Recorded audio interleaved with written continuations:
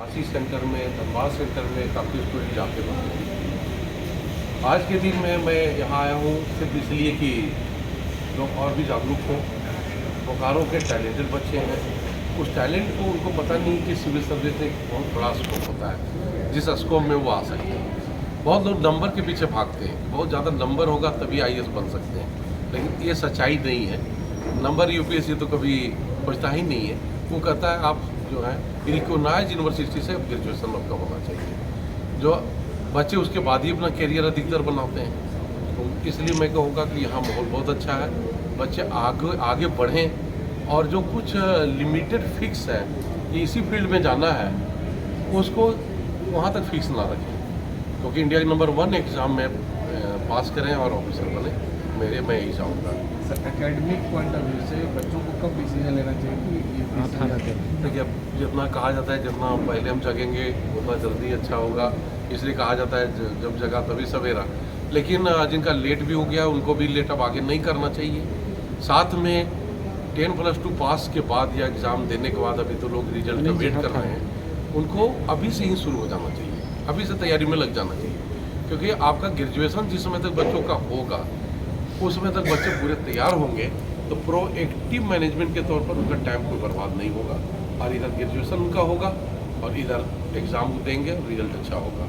चाहे वो साइंस में रहे हो, आर्ट्स में हो या कॉमर्स, किसी में हो, उससे अंतर नहीं है। बहुत लोगों को दिमाग में बैठा होता है कि नहीं आर्ट्स वाले को ही सिविल सर्विस में जाना चाहिए, साइंस वाले को नहीं जाना चाहिए। ऐसा कुछ भी नहीं है। ये अलग बात है कि यूपीएससी में आर्ट्स का सब्जेक्ट कुछ ज़्यादा रखा गया है। जैसा बोकारो में माहौल है इंजीनियरिंग यूपीएससी का परसेंटेज है, मगर ये फील्ड को आप कैसे देखें? देखिए, मैं हर कुछ का यही कहता हूँ कि मैं ये नहीं कहता हूँ कि बोकारो में स्टूडेंट नहीं है, बोकारो में हैं, और हमारा बोकारो में कोई सेंटर देने का प्लान भी नहीं है। जैसे बैठा हूँ ये मैं सब जगह देना हाई क्वालिटी के साथ देने का पैकेज बोला इंजीनियरिंग भी थे, टेक्निकल भी थे, तो मैं कोई बाधक भी नहीं हूँ। लेकिन साथ में कहूँगा सिविल सर्विसेज का भी तैयारी है, जो इंजीनियरिंग करके भी सिविल सर्विसेज के लिए एग्जाम देते हैं, डॉक्टर बन के भी देते हैं। इंडिया का कोई भी सरकारी जॉब नहीं है या प्राइवेट, हाँ लोग पास होने के बाद करते हैं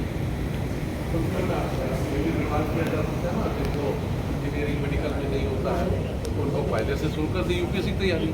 तो यहाँ के बच्चे से क्या तैयारी सेंटर देखिए, जब लोग दिल्ली जाके तैयारी करते हैं, हम लोग भी दिल्ली उस जमाने में जाते थे, तो रांची तो कोई दूरी ही नहीं है, और यहाँ से धनबाद तो कोई दूरी नहीं है, 1 घंटा का।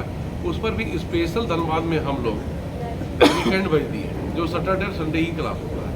तो इसलिए कोई प्रॉब्लम नहीं है यदि वो बच्चे संकल्प लेते हैं मुझे आईएएस बनना है, और नहीं तो उनके घर के सामने भी होगा उनके लिए भी प्रॉब्लम होगा।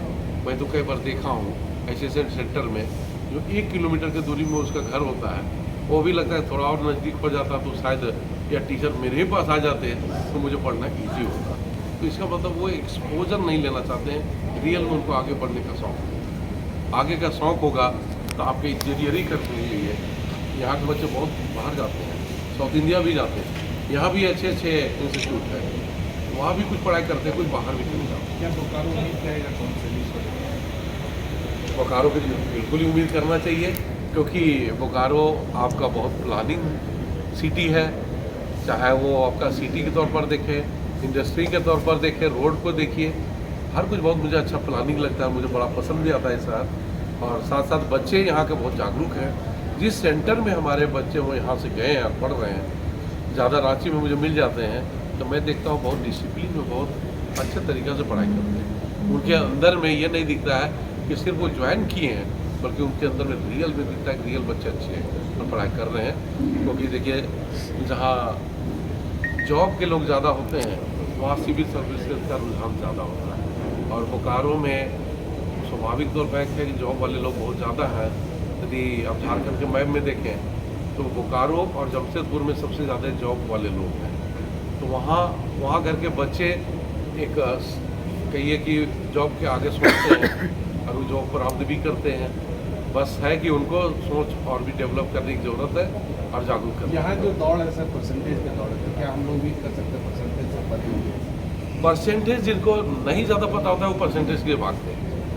मैं आपके पास जो हूँ, आप समझ सकते हैं, मैं चाणक्य इस अकेडमी का वाइस प्रेसिडेंट हूँ। चाहे मेरे बड़े भाई हों संस्था के चेयरमैन, वो कभी भी परसेंटेज की बात नहीं करते। जो पायनियर शिक्षाविद हैं वो भी ज़्यादा जोर नहीं देते हैं। जिनको सिर्फ सुन के आगे सोचते हैं नहीं उनका बेटा जो है 90% लाया, तो अपने बच्चों को डांटने लगते हैं कि तुम्हारा 90 से कम क्यों आया, जबकि हो सकता है उसका नंबर कम आया है लेकिन वो एक IAS ऑफिसर बनने को उसमें प्रतिभा है।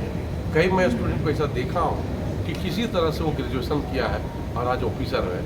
आज के टाइम में मैं नाम किसी का लेना पसंद नहीं करूँगा, कि सबका अपने सम्मान होता है। सर बहुत सारे बच्चे ऐसे हैं जो पढ़ने में तेज तरार है लेकिन पैसों के कारण आगे नहीं बढ़ पाते हैं, उनके लिए चाणक्य एकेडमी क्या करें? चाणक्य एकेडमी काफ़ी लोगों को सिर्फ पढ़ाया ही नहीं, बहुतों को ऑफिसर बना चुका है।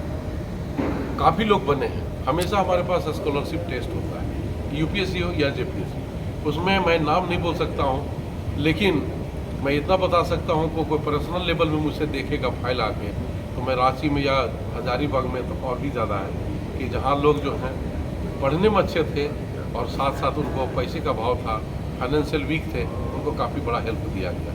डिपेंड ये नहीं करता है कि आपके पास पैसा कमी है तो आपके अंदर में कोई जुर्म आप कर रहे हैं, वो आपका लाचारी हो सकता है, लेकिन नहीं पढ़ना आपका शौक़ है। तो जो पढ़ने में शौक़ रखते हैं उनको चाणक्य ने हमेशा हेल्प किया है और आगे करता रहेगा। Thank you sir. Okay, thank you.